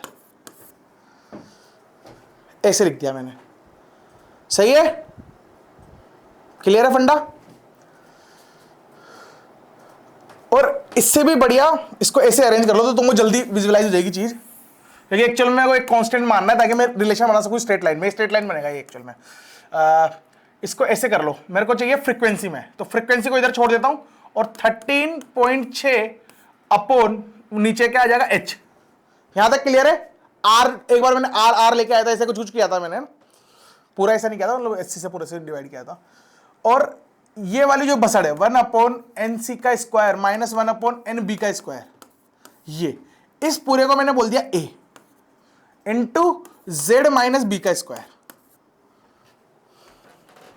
चमका गया तुमको, चमका यहां तक, बस इसको a बोल दिया क्योंकि सब कुछ कांस्टेंट है। अब तुम बोलोगे सर ये कांस्टेंट थोड़ी है, ये कांस्टेंट तो है ही ना, n is equals to 1 fix value है, n is equals to 2 fix value है क्या नहीं है। इस पूरे को मैंने कांस्टेंट मान लिया, तो एक्चुअल में तो इसको देखेगा तो ऐसी इक्वेशन बन गई, दोनों तरफ रूट ले ले, तो रूट a वापस से, रूट a भी एक कांस्टेंट ही है, रूट a भी तो एक कांस्टेंट ही है, अगर a एक कांस्टेंट है तो रूट a भी एक कांस्टेंट है, तो इसको चाहो तो वापस से a लिख दो और इस पे पूरे पर रूट लगा होगा तो z माइनस बी बन गया होगा और ये आ गया होगा रूट f, ऐसे सही है। इसको थोड़ा अंदर मल्टीप्लाई कर लोगे तो थोड़ा सा इसको सजा के लिखता हूं, root f which is equals to a into Z minus B Z, clear. और तुम देखोगे तो ये कांस्टेंट है, तो इसको अगर मैं लिखूं y is equals to M X plus C, तो क्या ये स्ट्रेट लाइन की इक्वेशन है, ये जो लिखी हुई है स्ट्रेट लाइन की इक्वेशन है ना। कांस्टेंट क्या है इसमें, minus B Z, sorry minus B A, ये a है, माइनस बी ए, एक्स क्या है यहां पर z, और ये m क्या है स्लोप, ये a, और y क्या है रूट f। तो अगर मैं z मतलब f root f versus z का ग्राफ बनाऊं तो एक स्ट्रेट लाइन बनेगी थीटा, ये रहा थीटा क्या होता है टेन थीटा, मतलब tan theta is equal to my m, slope बोलते हैं उसको, टेन थीटा क्या बोलते हैं स्लोप। क्लियर है सबको यहां तक, ये बस ये इक्वेशन दी थी उसने मेरे को। हाँ ये केमिस्ट्री में था, same to same periodic classification हो सकता है केमिस्ट्री का आविष्कार भी तो मैंने किया था, वो क्या मेरे पूर्वज थे वो, ठीक है। चमका ये मूसले भाई साहब ने ये ऐसे बस ये इक्वेशन इधर अरेंज करके ये इक्वेशन बना के दी थी, बस ये ग्राफ याद रहना चाहिए और ये इक्वेशन चाहो तो याद रख लेना, ये वाली, बस खत्म मूसले, खत्म एक्सरे, हो गया काम। सबको क्लियर फंडा यहां तक। एक्सरे में कोई लोड नहीं है ना, जेई मेन में क्वेश्चन कम ही आते हैं और आएंगे तो बिल्कुल फॉर्मूला से उठ के आएंगे, अपन क्वेश्चन करेंगे वैसे तो जेई मेन के पीआई के जेई एडवांस के पीआई तो तुम करोगे, मैं मेरे हिसाब से बड़े बड़े क्वेश्चन बना के लाऊंगा, है ना। अब एक और चीज, ये सिर्फ जेई एडवांस में, जेई मेन में नहीं है टॉपिक, एक्सरे के बाद जो मैंने बोला दो टॉपिक और पढ़ाऊंगा, वो दो टॉपिक ये है। एक तो क्या, effect of nucleus motion on energy of atom, मतलब ऐसे समझो तुम तो कुल मिला के जो मैं बोल रहा था घूमने घूमने वाली बात, कि ये मेरा सन है और ये मेरी अर्थ है इतनी सी, सन के सामने अर्थ इतनी है, ये मान लो 1 लाख किलो की है, ये मान लो 1 लाख केजी की है, 1 लाख इकायदा इसे सैकड़ा हजार 10,000 लाख 10 लाख मान लेते हैं, 10 लाख किलो का ये है और 1 ग्राम की अर्थ है, ऐसा कुछ सीन है, ऐसा कुछ बोलना चाहता हूं मैं। तो अगर मैं सेंटर मास देखूं तो सेंटर मास कहां आता है, जो इसका सेंटर मास होगा लगभग उसके पास ही होगा, जो सेंटर मास आएगा, जो सन का सेंटर मास लगभग उसके पास आएगा। ऐसे सेम केमिस्ट्री बैठती किसके लिए, सेम केमिस्ट्री बैठती है न्यूक्लियस और इलेक्ट्रॉन के लिए। तो जब अपन बोलते हैं कि इलेक्ट्रॉन घूम रहा है और एक्सटर्नल फोर्स मतलब सिस्टम को, मतलब इसको पकड़ के रखने वाला कोई नहीं है न्यूक्लियस को, हवा में है ना तो इसको थोड़ी वहां पे एटम के अंदर जाके मैं ऐसे पकड़ के बैठा हूं कि देखो बेटा न्यूक्लियस रुका हुआ है, न्यूक्लियस तो घूमेगा। तो एक्चुअली ये इनमें एक्सटर्नल फोर्स है नहीं, तो घूमेगा कैसे, एक सेंटर मास के अबाउट घूमना चाहिए था इसको। ठीक है, अपन ने जितनी भी मॉडर्न फिजिक्स अभी तक पढ़ी उसमें अज्यूम करके रखा था क्या कि ये फिक्स्ड है और इसके अबाउट ही घूम रहा है। इसलिए अपन ने दो इक्वेशन पढ़ी थी वहां पे कि बॉस ने क्या बोला था, mv²/r which is equals to what, k q1 q2 upon r²। ये लिखता था ना मैं, ये लिखता था। तो मास ऑफ इलेक्ट्रॉन लिखता था, सिर्फ मास ऑफ न्यूक्लियस कभी भी नहीं लिखता था। क्यों? क्योंकि मैं मानता था कि ये न्यूक्लियस क्या है, फिक्स्ड है। क्या था ये, फिक्स्ड। पर रियलिटी में ये नहीं है। तो एक्चुअल में सेंटर ऑफ मास किसके अबाउट घूम रहा है, इसके अबाउट। इसको बोल दो r1 और इसको बोल दो r2। ऐसे चमका क्या तुम? जो r1 है वो बहुत छोटा है r2 की तुलना में, ऑलमोस्ट नेग्लिजिबल। क्लियर है क्या? यहां तक बोर हो रहे हो क्या तुम लोग? हाँ बस। तो बस यही इक्वेशन है। अब वो इस केस के लिए लिखनी है। अब तुमने अगर थोड़ा 16 सेंटर मास वगैरह पढ़ लेते ना तो तुमको ये पढ़ाने की जरूरत भी नहीं थी, चमक जाता। अब ये सेंटर मास के अबाउट घूम रहा है तो कैसे लिखता मैं? एक्चुअल में इसकी जगह में लिखता फॉर्मूला क्या, m⍵² इंटू r। सही है। और सेंटर मास में खड़े होकर दोनों का जो एंगुलर फोर्स लिखते हैं वो बराबर लिखते हैं। मतलब कुल मिला क्या लिखता, ऐसे। इसको पीस मारो। ये क्या है, इलेक्ट्रोस्टैटिक फोर्स के q1 q2 अपॉन r², तो सेम रहने वाला है। चार्ज से तो ये फोर्स तो लगना ही लगना है। ये किसके बराबर होता अब, m⍵r1 इंटू ω², m⍵r2 इंटू ω²। अब ओमेगा क्या होती है, एंगुलर फ्रीक्वेंसी, क्योंकि इस रेट से घूम रहा है गोल गोल। अब तुम सोच रहे होंगे कि सर ω1 और ω2 भी तो आनी चाहिए थी। ये भी तो डाउट हो सकता है। पर एक्चुअल में मेरे दोस्त ऐसे समझ की एक्चुअल में फिक्स है ये जितना इधर घूमेगा उतना सेंटर मास के अबाउट ये भी तो इधर घूमेगा। तो इसकी ओमेगा इधर है तो इसकी ओमेगा भी इधर रहेगी। तो दोनों सेम एंगुलर वेलोसिटी से तो घूमेंगे गोल मटोल। इस पेन का सेंटर मास मान लो यहां पर है, तो ये जितने से घूमेगा उतने से ये भी तो घूमेगा। देखो इसको घुमा रहा हूं तो वो भी तो घूम ही रहा है ऑटोमेटिक, ये पिच्चू वाला पॉइंट, तो घूमना ही पड़ेगा उसको। इसलिए ओमेगा दोनों की सेम है। तो कुल मिला के एक दो कोड़ी की इक्वेशन है, सच बताऊं तो, अगर सेंटर मास आता है तो। क्या, k q1 q2 upon r², ये इलेक्ट्रोस्टैटिक फोर्स, ये किसके बराबर हो, सेंट्रीपिटल फोर्स के लिए। ये वाला जो सेंट्रीपिटल फोर्स है किसका, सेंट्रीफ्यूगल फोर्स, सॉरी, ये सेंट्रीफ्यूगल फोर्स किसके बराबर है, r2 वाले के। मतलब इस पे जो लग रहा होगा इलेक्ट्रॉन पीछे की तरफ, वो कितना लग रहा होगा, m⍵r2 इंटू ओमेगा का स्क्वायर। और ऐसे इस सेंटर के अबाउट इस पे भी लग रहा होगा इधर कितना, m⍵r1 इंटू ω²। ये और ये दोनों का मैग्नीट्यूड सेम होगा, क्योंकि जाहिर सी बात है यही तो फोर्स बैलेंस कर रहा है। अब तुम ऐसा ना इन दोनों को जोड़ दूं, ऐसी तुच्छ हरकत मत करना, जुड़ेंगे नहीं। उस पर लग रहा है तो इस पर नहीं लगाना, इस पर लग रहा है तो उस पर नहीं लगाना।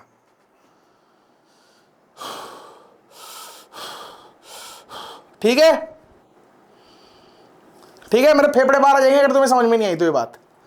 एक और चीज अपन ने सीखी थी क्या, mvr which is equal to nh upon 2π। वही लिखा हुआ है यहां पे, बस दोनों के लिए लिख दिया अब। सही है, सही है। इसमें एक गड़बड़ है, बस ये जो लिखा हुआ है ना m, तो r1 मतलब ये न्यूक्लियस वाले का मास है और ये किसका मास है, इलेक्ट्रॉन वाले का। चमका क्या, r1 जहां लिखा हुआ है, r1 कहां से दूरी थी, न्यूक्लियस से, तो न्यूक्लियस वाला मास आएगा यहां पे। सही है ना। ये इलेक्ट्रॉन की दूरी थी तो यहां पे कौन सा मास आएगा, इलेक्ट्रॉन का। ये दोनों फॉर्मूले क्लियर है, वही लिखा हुआ है जो पहले लिखा था। बस मैं एक और बार लिख भी देता हूं ना, तुम्हारे मुंडे देख के लग तो नहीं रहा। ये न्यूक्लियस, ये सेंटर ऑफ मास और ये इलेक्ट्रॉन। मैंने बोला ये दूरी है r1, मैंने बोला ये दूरी है r2। ऐसे ये ओमेगा से ऐसे घूम रहा है तो ये भी ओमेगा से ऐसे ही घूम रहा होगा, तो दोनों की ओमेगा तो सेम रहने वाली है। सही है। मैं क्या बोल रहा हूं, यहां पे प्लस आएगा। मैं क्या बोल रहा हूं कि इलेक्ट्रोस्टैटिक फोर्स के q1 q2 अपॉन r² वो किसके बराबर आने वाला है, वो m⍵r1 इंटू ω², ये मास ऑफ न्यूक्लियस है, is equals to m mass of electron into r1 into ω²। ऐसा सही है, सही है, फंडा क्लियर। चलो ऐसे ही मैं इसकी बात करूं तो टोटल एंगुलर मोमेंटम, ये एंगुलर मोमेंटम लिखा हुआ है, तो m1 v1, इसको m1 बोलता हूं, इसको m2 बोलता हूं, कुल मिला के बार बार इतनी दिक्कत से नहीं लिखूंगा मैं। तो m1 v1 मैं लिख रहा हूं इक्वेशन, इधर मत देखो, गंदी इक्वेशन। कैसे लिखूंगा, एंगुलर मोमेंटम क्या था, mass into v cross r होता है। मतलब ऐसा कुछ कुछ होता है। तो मास वेलोसिटी ओमेगा बाई R1, तो मतलब इसको सीधा ऐसे लिख देता हूं, mv into R1 plus mv into R2 which is equal to what, NH upon 2 ऐसे।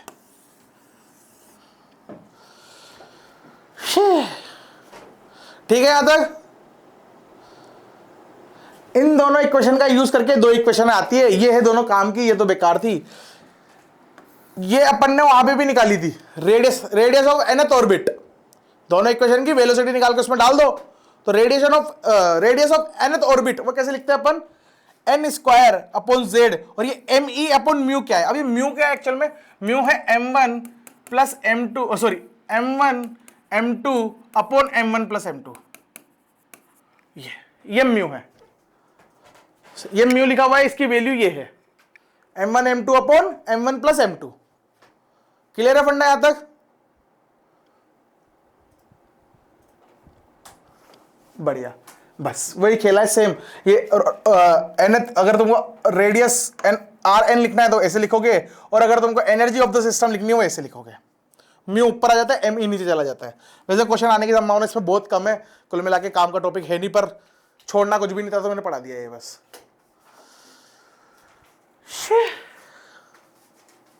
ठीक है, टाइम क्या हो रहा है भाई, क्लास ही खत्म नहीं हो रही आज तो, थक गया मैं तो। 5 ही हुए अभी।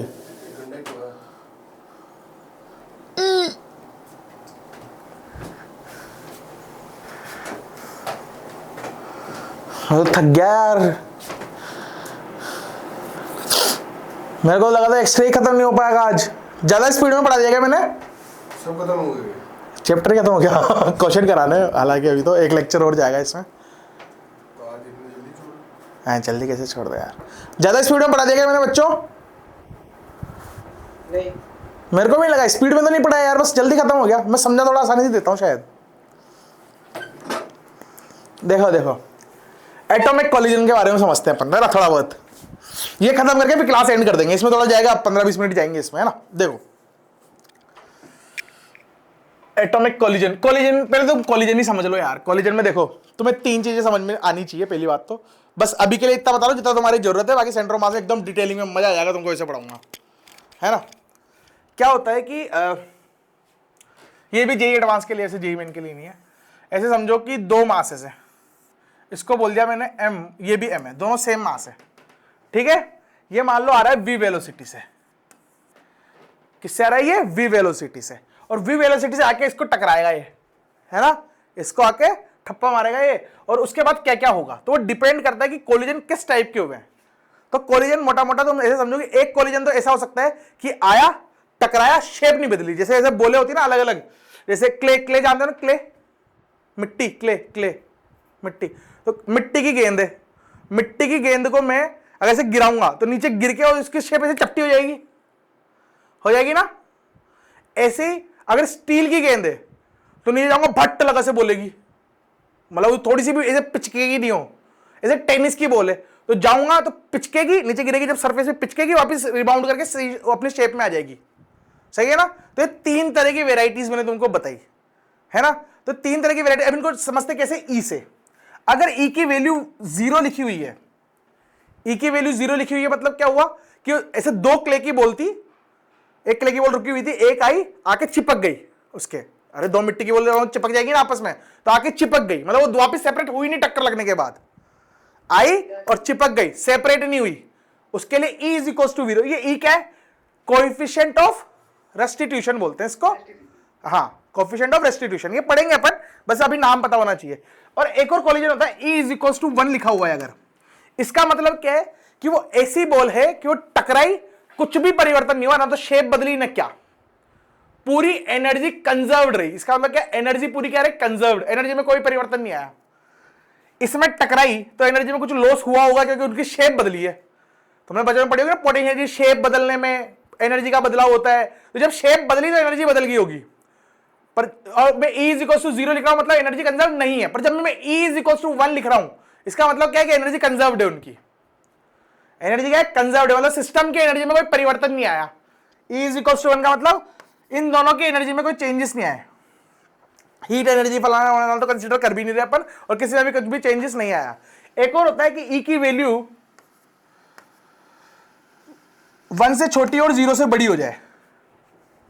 E की वैल्यू हमेशा इसी रेंज में लाई करती है, मैक्सिमम 1 हो सकती है, मिनिमम 0 हो सकती है, नेगेटिव नहीं होती, 1 से बड़ी नहीं होती, है ना। E की वैल्यू नेगेटिव नहीं होती और 1 से बड़ी नहीं होती। चमका, शाबाश। इसके बीच में तो इसका मतलब क्या है कि आई थोड़ी बहुत शेप बदली, टक्कर लगी, शेप बदली उसकी, वापस से रिबाउंड हुई, थोड़ी बहुत शेप गेन करी और पूरी शेप गेन नहीं कर पाई। समझे क्या? मतलब उसकी ऐसी दशा कर दी कि पूरा से वापस स्ट्रक्चर ले ही नहीं पाई उसका। अगर मैं कोई ऐसी सॉलिड बॉल होती है ना, कई बार मतलब कुछ है, मान लो ऐसा कि पत्थर टाइप टेनिस की बॉल है, पर उसको इतना भयंकर चपटा कर दिया कि वापस गोल तो हुई पर पूरी तरह से गोल हो ही नहीं पाई। जैसी गोल मटोलो पहले थी वैसी हो नहीं पाई दोबारा, तो पूरी शेप अपनी 100% गेन नहीं कर पाई वापस से। तो वो वाला कौन सी रेंज होगी? ये वाली रेंज होगी वो। बुझेगा तुमको? ये 3 तरह के कॉलिजन है, इनमें खेलना है अपन को। अब मैं से बोलूं कि ये इधर आ रहा है और इसमें मैं बोलूं कि E की वैल्यू 1 है, इसका मतलब क्या है? मतलब एनर्जी कौन जाता है? एनर्जी कंजर्व्ड है। बहुत बढ़िया। तो मैं क्या बोलूंगा? एनर्जी कंजर्व्ड है। और एक और चीज क्या कि इसका लीनियर मोमेंटम कह सकते हैं मास इंटू वेलोसिटी। मास इंटू वेलोसिटी, वेलोसिटी का डायरेक्शन ही मोमेंटम का डायरेक्शन होता है, ये तो मैंने पहले भी शायद तुम्हें बताया हुआ है, ठीक है ना। जो वेलोसिटी का डायरेक्शन होगा मोमेंटम का डायरेक्शन होगा, और मोमेंटम कंजर्व्ड होता है, मतलब इनिशियल जो मोमेंटम होगा फाइनल मोमेंटम होगा, पर कब कंजर्व्ड होता है उसकी केस होते हैं, मतलब कुछ सिचुएशंस होती है क्या कि जो एक्सटर्नल फोर्स है, मतलब सिस्टम में मैंने बाहर से कोई फोर्स नहीं लगाया, अगर मैंने बाहर से कोई भी फोर्स नहीं लगाया तो मैं क्या बोलूंगा कि जो इनिशियल मोमेंटम था फाइनल मोमेंटम रहेगा, चेंज नहीं हुआ मोमेंटम में। अर्थात मैं लिख सकता हूं कि सर ठीक है, भेजी मत घुमाओ, सीधा लिखो इसको कि ये अगर मैं लिखूं इसका तो इनिशियल मोमेंटम क्या था, पूरे सिस्टम की बात कर रहा हूं, ये पूरा सिस्टम है, ये पूरा क्या है सिस्टम, इस पूरे सिस्टम की बात कर रहा हूं। तो सर इनिशियल मोमेंटम तो वो आ रहा था v से, तो m into v1, m into v लिख देता हूं, प्लस ये था m और वेलोसिटी थी इसकी 0। सही लिखा मैंने इनिशियल मोमेंटम सिस्टम का, दोनों का जोड़ूंगा, दोनों का लिख दिया। ऐसे मैं मोमेंटम फाइनल भी लिखूंगा, तो p फाइनल क्या होगा मास इंटू, अब फाइनल मोमेंटम क्या होना चाहिए, अब फाइनल मोमेंटम मेरे को ये पता ही नहीं कि क्या होगा, मेरे को ना वेलोसिटी कैसे ट्रांसफर होगी, तो एक्चुअली में वेलोसिटी कैसे ट्रांसफर होती है, ये रुक जाएगा और इसमें वेलोसिटी आ जाएगी। ऐसे समझो तुम, तो मैंने मान लिया v not plus m into V not, ऐसे पूरा डेरिवेशन करना पड़ेगा क्या मेरे को, v नॉट डैश, ये ऐसा है ना। और एक e की, अब यार ये भी समझाऊंगा तो e की पूरी फुल फॉर्म बतानी पड़ेगी। एक्चुअल में velocity of separation upon velocity of approach होता है, वो नहीं जाते तुम तो ऐसे समझ लो, वरना बहुत भारी हो जाएगा काम। जब e की वैल्यू 1 है तो क्या होंगी, वेलोसिटीज एक्सचेंज हो जाती हैं। जब b की वैल्यू 1 है तो वेलोसिटीज एक्सचेंज हो जाएगी, मतलब ये टकराएगा तो v से आ रहा था, यहां आके ठप्पा खाएगा तो ये रुक जाएगा, ये वाला तो रुक जाएगा और ये वाला v से चल पड़ेगा इधर, समझे क्या। बस वेलोसिटी एक्सचेंज हो जाएगी, मास सेम होनी चाहिए बस। तुमने इस पूरे उदाहरण में देखा होगा मास सेम है, दोनों mm ले रखे हैं मैंने। क्लियर फंडा, मंडी लो, क्लियर फंडा। ऐसे सिमिलरली एक और चीज हो सकती है क्या कि E की वैल्यू 0 है, E की वैल्यू 0 का मतलब क्या है कि ये आया होगा और ये इसके आगे चिपक गया होगा, मतलब वापस से रिबाउंड ही नहीं हुए, चिपक गया आके। तो एक्चुअल में हुआ क्या, मैं ऐसे बोल सकता हूं कि इनिशियल मोमेंटम तो ये रहा और फाइनल मोमेंटम तो m1 प्लस m2 इंटू कोई वेलोसिटी होगी v डैश, ये फाइनल मोमेंटम हो गया होगा। ये दोनों इक्वल होने चाहिए, तो मैं ऐसे बोलूंगा कि mass into velocity which is equal to m1 plus m2, जो कि mm ही है, वो तो बात बराबर ही है, इंटू v, तो ये लिखो 2m, तो m से m कट जाएगा तो v by 2 is my v dash.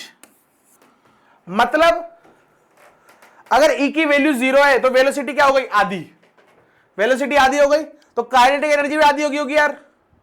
पहले kinetic energy half mv square थी, अब वेलोसिटी की वैल्यू बदल गई तो काइनेटिक एनर्जी की वैल्यू हाफ mv बाई 2 का स्क्वायर हो गया होगा। मतलब ऐसे कर लो, मेरे को चेंज एनर्जी निकालनी है, तो kinetic energy final minus kinetic energy initial करना है मेरे को। फाइनल काइनेटिक एनर्जी क्या है, हाफ mv बाई 2 का स्क्वायर माइनस हाफ mv का स्क्वायर, ये सही है, ये बन के आएगा 1/4 mv का स्क्वायर। मतलब काइनेटिक एनर्जी क्या हुई, आधी हो गई। चमका क्या तुमको, बहुत हेवी हो गया क्या, है ना, सॉर्टेड है। ये काइनेटिक एनर्जी का आधा हो गया। मतलब अगर मैं लिखूं E is equal to 0, E is equal to 0 का मतलब क्या है, ये काइनेटिक एनर्जी आधी हो जाएगी, और E इज इक्वल टू 1 का मतलब क्या है, काइनेटिक एनर्जी सेम रहेगी, क्योंकि एनर्जी कंजर्व्ड है उसमें, तो E इज इक्वल टू 1 में। ऐसे भी याद कराया मैंने कोलिजन। क्लियर यहां तक, क्लियर, बस यही काम है, पूरा हो गया, चैप्टर खत्म। देखो कैसे करते हैं इसको।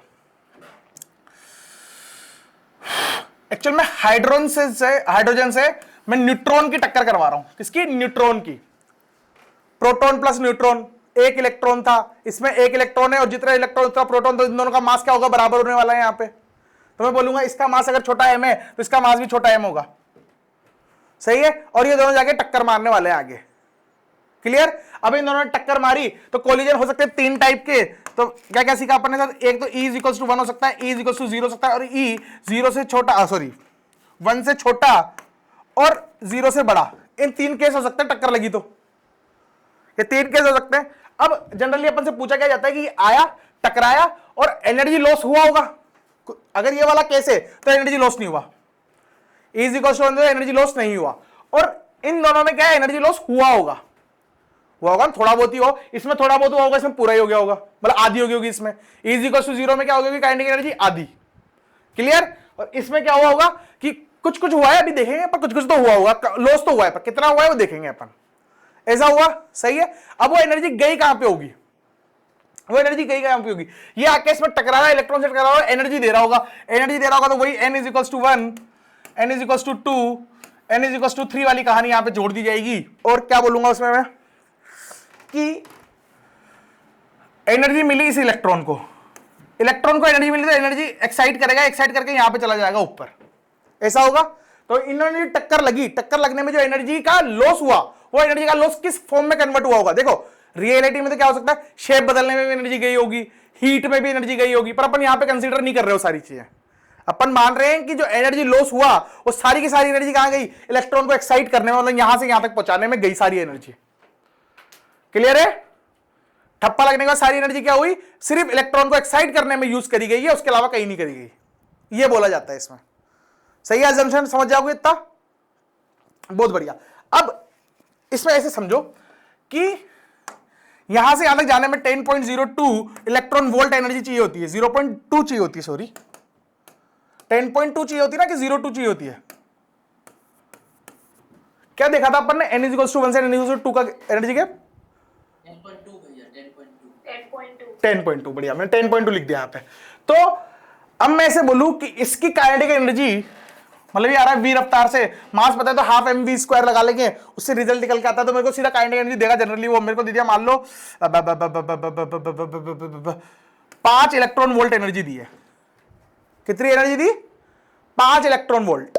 अगर मेरे को 5 इलेक्ट्रॉन वोल्ट एनर्जी थी इसके बाद, इनिशियली टक्कर लगी, टक्कर लगने के बाद क्या क्या होगा, तो इन पे डिपेंड करेगा पहली बात तो मैंने इसे बोला कि सर चलो ठीक है, E की वैल्यू 0 मान लो, E की वैल्यू क्या मान लो, 0। अगर E की वैल्यू 0 मानी, E की वैल्यू 0 मानी, तो क्या हुआ होगा, जब E की वैल्यू 0 होगी, इसका मतलब क्या है कि जो एनर्जी इसकी आधी होगी, मतलब K/2, मतलब काइनेटिक एनर्जी बटा 2, काइनेटिक एनर्जी आधी हो जाएगी। ये आधी एनर्जी क्या है, वो मैक्सिमम एनर्जी है। मतलब हमेशा जब भी काइनेटिक एनर्जी लिखी होगी, यहां पे मैं लिखता हूं सीधा काइनेटिक एनर्जी, तो मेरे को ये पता है काइनेटिक एनर्जी बटा 2, ये क्या है, ये मैक्सिमम एनर्जी है। क्या मैक्सिमम एनर्जी जो इलेक्ट्रॉन को दी जा सकती है, जो इलेक्ट्रॉन को दी जा सकती है। समझे क्या तुम, बोलो बोलो बोलो बोलो बोलो, सही है।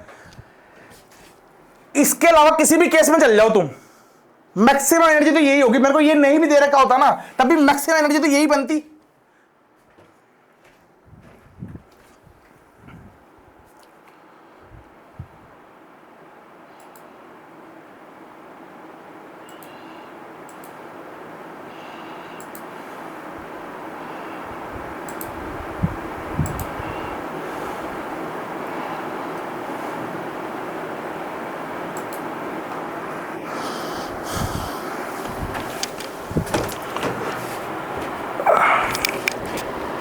थक गया आज तो भाई मैं।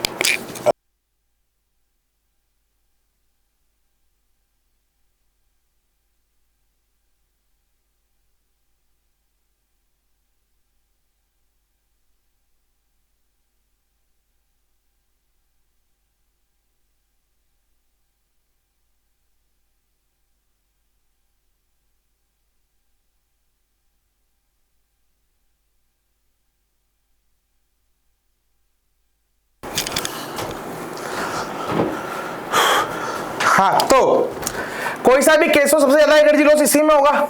इससे ज्यादा एनर्जी लॉस तो थोड़ी हो सकता है, किसी में भी नहीं हो सकता ना।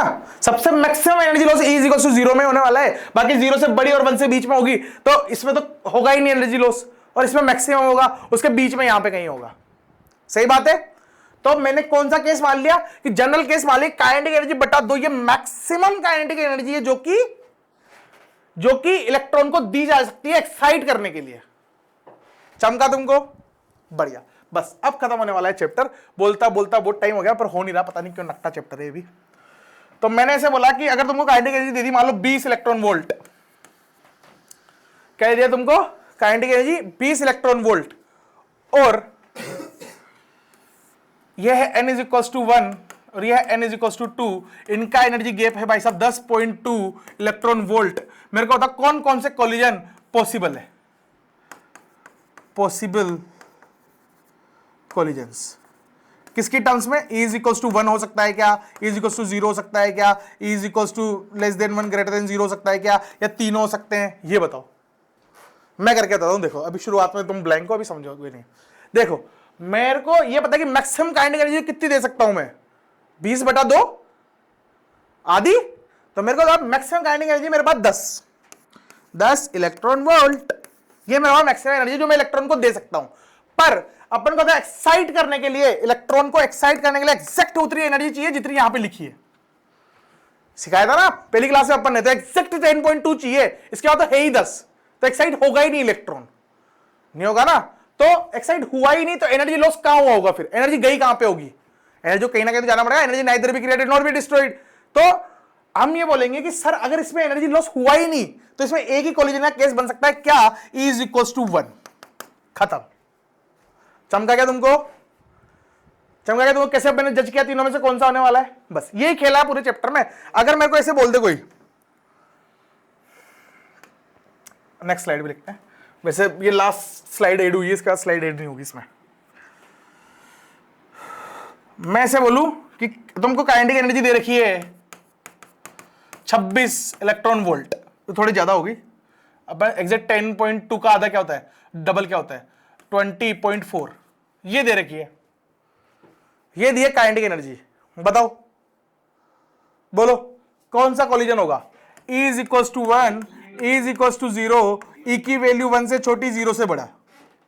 ये है ऑप्शन ए, ये है बी, ये है सी, और तुम एक और ऑप्शन है A B C D. D में क्या है? A and B, A B C D E, A and C, A B C D E, A B C D, ये तो ई था, ये एफ है। बी एंड सी, बस सी एंड ए भी बन सकता है क्या? सी एंड ए भी बना लेते हैं, A B C D E F G, C and A. चलो और सी एंड ए तो बन गया था ना, ए बी बन गया, बी सी बन गया, सी ए बन गया, जी वाला मिटा दो।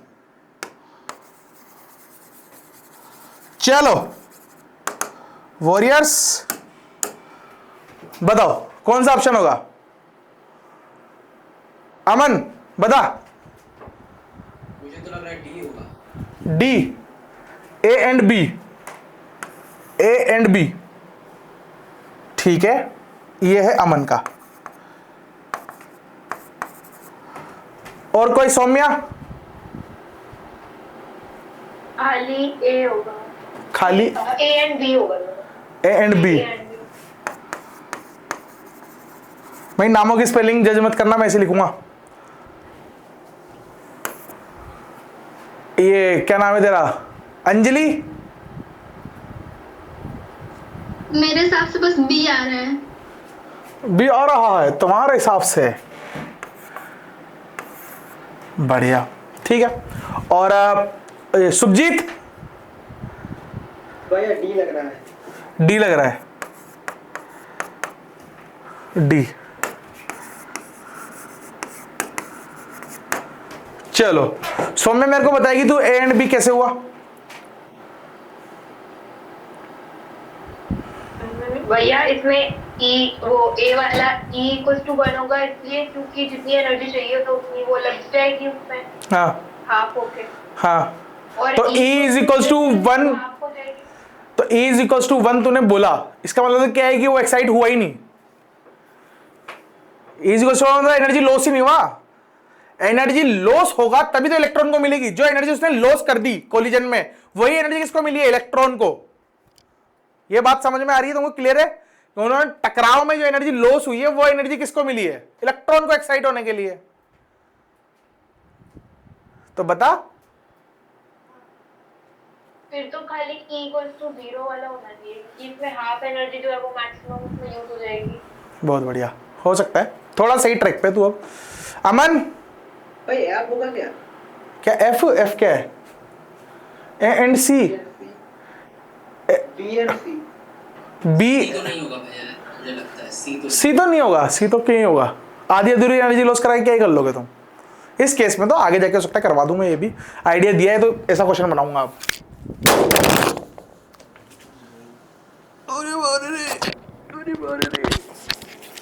हाँ, किसकी बात जीती अब? मेरी बात जीती शायद। हाँ अमन तू बता, तेने कैसे लगाया ये वाला ए एंड बी? मुझे लगता है क्या पता वो एनर्जी एक्साइट कर नहीं किया, उसे शेप चेंज हो जाए, शायद शेप चेंज करने में वो काइनेटिक एनर्जी यूज हो जाए। नहीं, मैंने ये बोला ना उसमें किसी में होगी ही नहीं। काइनेटिक एनर्जी या तो स्टोर रहेगी या फिर कंज्यूम हो जाएगी। कौन बुला रहा है? फोन आया तेरे को? ठीक है, गेट लगा दे पूरा। हाँ बोलो। मैं बताता हूँ देखो, सबकी नजरें इधर देखो। एक्चुअल में होगा क्या,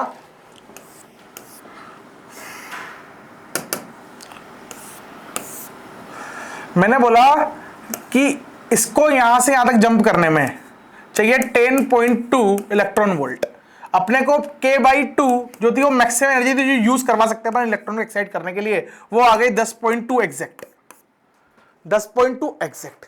अब याद करो पुरानी बातें, मैंने ये बोला था कि इतनी एग्जैक्ट एनर्जी दो तब भी गारंटी नहीं कि एक्साइट होगा ही होगा, क्योंकि एक्चुअल में एकदम प्रॉपर कोलिजन, प्रॉपर वो आज की बात नहीं कर रहा हूं, जब मैंने बोर्स मॉडल पढ़ाना शुरू किया था तब की बात कर रहा हूं। प्रॉपर कोलिजन एकदम सारी चीजें एकदम परफेक्ट होती हैं तभी कोलाइड होता है, मतलब तभी एक्साइट होता है वो, अदरवाइज नहीं होता। तो एक केस तो ये कि सर हो सकता है ना कि ये एनर्जी के बाद भी एक्साइट नहीं हो। तो अगर इस एनर्जी के बाद भी एक्साइट नहीं हुआ, इसका मतलब जो एनर्जी लॉस है, ये एनर्जी लॉस कहीं काम ही नहीं आ रहा, खत्म ही नहीं हो पा रहा। तो energy neither be created nor be destroyed. इसका मतलब क्या है कि एनर्जी कंजर्व्ड रहेगी, फिर एनर्जी लॉस होगा ही नहीं। तो इसके लिए मैं क्या बोलूंगा कि चलो E इज इक्वल टू 1 तो हो सकता है, E इज इक्वल टू 1 तो हो सकता है कि वो इतनी एनर्जी मिलने के बाद भी एक्साइट ना हो। तो E इज इक्वल टू 1 तो हमेशा रहेगा, कोई सा भी क्वेश्चन मैं तुमसे पूछ लूं।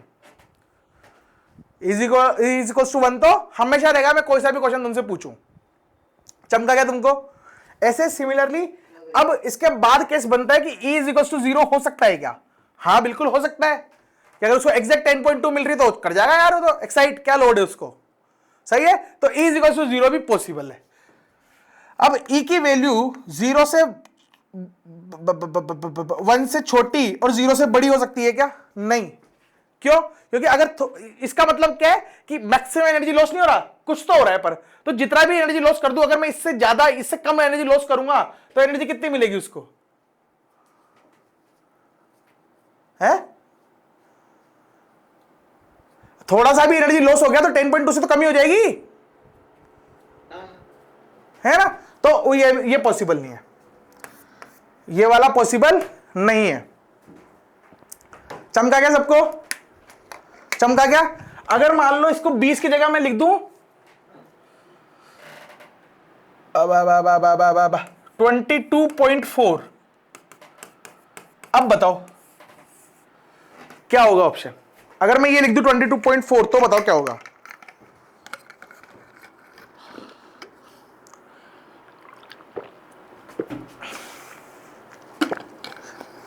सोचो सोचो, जल्दी सोचो।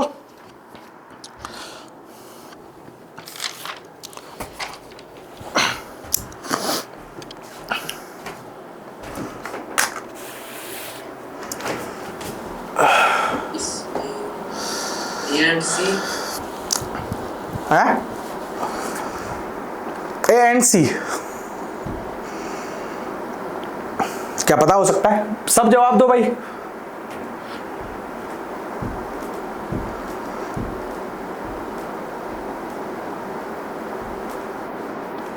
बोलो, वेट कर रहा हूं मैं। ए एंड सी चल रहा है। देखो, ए तो हमेशा होगा ही होगा, ए तो हमेशा होगा, इतना तो क्लियर है। मेरे को ये पता है कि इसका आधा करूंगा तो 11 समथिंग कुछ आएगा, कुछ आएगा, मैं 10 से ज्यादा आएगा, 10 से ज्यादा आएगा ना। तो मैं क्या बोलूंगा कि ठीक है सर, एक्चुअल में E इज इक्वल टू 0 होता तो K/2 ही होती है एग्जैक्ट, पर इतनी एनर्जी तो उसको चाहिए ही नहीं, इतनी एनर्जी थोड़ी चाहिए उसको, नहीं चाहिए ना। तो वो ये बोलेगा कि मेरे को थोड़ी सी लॉस करनी, ज्यादा नहीं करनी, तो मैं ये वाला ऑप्शन यूज करूंगा, मतलब उसको इतनी सी एनर्जी लूज करनी कि 10.2 बच जाए बस। तुम्हारे दिमाग में ये आ रहा होगा कि यार अगर 10.2 से ज्यादा है तो एक्साइट करेगा ही नहीं, पर ये वाला क्या करता है, ये वाला इतनी एनर्जी लॉस कर देगा कि 10.2 बच जाए बस। कितनी एनर्जी लॉस कर देगा? 10.2 बच जाए बस। ये केस वही तो बनता है, ये किसी रेंज में एनर्जी लॉस कर रहा है कुल मिला के, ऐसे समझो। तो ये बिल्कुल इतनी एनर्जी लॉस करेगा कि वो एक्साइट कर जाए यहां से यहां तक। चमका क्या तुमको? अब मान लो कि मैं तुमको एक और इतनी एनर्जी दे दूं कि यहां से यहां तक मान लो 20 इलेक्ट्रॉन वोल्ट चाहिए फॉर एग्जांपल, मेरे को पता नहीं कितनी चाहिए होती है, मान लो 20 इलेक्ट्रॉन वोल्ट चाहिए यहां से यहां तक जंप करने के लिए, और मैं क्वेश्चन में दे दूं तुमको कि K/2 जो आ रहा है वो 20 से ज्यादा आ रहा है। इसका मतलब क्या है? एक्साइट करेगा और सीधा तीसरे में भी जा सकता है, जा सकता है ना, मतलब यहां से कूद के यहां भी तो जा सकता है। एक्साइट करने में क्या लोड है, अपन ने करा है ऐसा भी। इतनी एक्साइटेशन एनर्जी दे दूं कि वो यहां से यहां तक कूद जाए, तो ऐसा भी पॉसिबल है। उसमें ऑप्शन कैसे लगाओगे तुम? उसमें तुम बोलोगे कि सर ठीक है, अगर एग्जैक्ट 20 आती, इसका मतलब तो क्या है कि E इज इक्वल टू 0 वाला केस है, और E इज इक्वल टू 1 तो है ही है, एग्जैक्ट 20 आती तो, है ना। और अगर 20 से कम आती तो, 20 से कम आती तो सिर्फ यहां पे एक्साइट करती, बाकी वो वाली रेंज से वो एनर्जी लॉस कर देता। क्लियर है सबको? बढ़िया। बस अब कल क्वेश्चन करेंगे, अपन क्वेश्चन ही क्वेश्चन करेंगे, बाकी आज का लेक्चर एक बार रिवाइज कर लेना। ये लास्ट के 2 टॉपिक नहीं भी करोगे तो चलेगा, एक्सरे अच्छे से पढ़ लेना बस। क्लियर है सबको? सबको फंडा क्लियर? भैया हाँ बहना बोलो। मतलब जैसे इसको 10.2 इलेक्ट्रॉन वोल्ट एनर्जी रिक्वायर्ड है, अगर हम उसको दे रहे तो वो एक्साइट क्यों नहीं करेगा? क्योंकि एक्चुअल में उतनी एनर्जी देने पे भी एक्साइट करे इसकी गारंटी नहीं है। एक्चुअल में जो इलेक्ट्रॉन अपन फोटोन देते हैं तो प्रॉपर जाके इंटरेक्शन करेगा कि नहीं करेगा इलेक्ट्रॉन से, इसकी गारंटी थोड़ी होती है। हो सकता है मैं टच करके निकल जाओ, हो सकता है ना। तो एक्चुअल में उतनी एनर्जी तो चाहिए ही चाहिए एक्साइट करे तो, पर वो चाहिए ही चाहिए, मतलब मिनिमम कैसे कि तब होना ही चाहिए, पर उसके बाद भी वो करे ये उसकी गारंटी, मतलब उसकी गारंटी नहीं है। हो सकता है एक्साइट कर जाए, हो सकता है एक्साइट ना करे। क्लियर? Tata bye bye. मेरे पैर बहुत दुख रहे हैं, कल होली खेल खेल के मेरी टांगें दुखी है। क्या? PDF okay.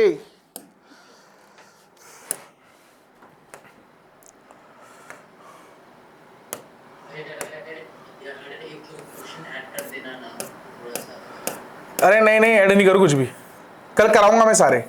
ऐड करते फिर मेरा मन नहीं करता कराने का ढंग से, फिर मैं ऐसे बेवकूफ की तरह करा देता हूँ। 1-2 क्वेश्चन कर लेना, चल ये वाला कर लेना, रुक 1-2 क्वेश्चन दूंगा, देखता हूँ जो कतई लल्लू होंगे ना वो दूंगा बस।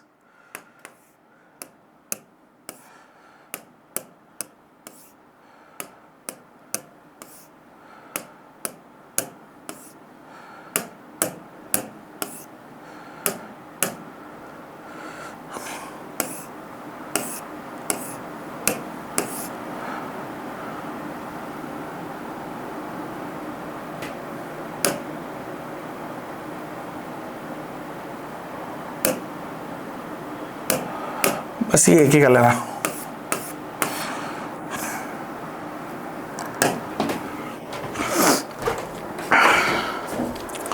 रिकॉर्डिंग बंद कर देते हैं।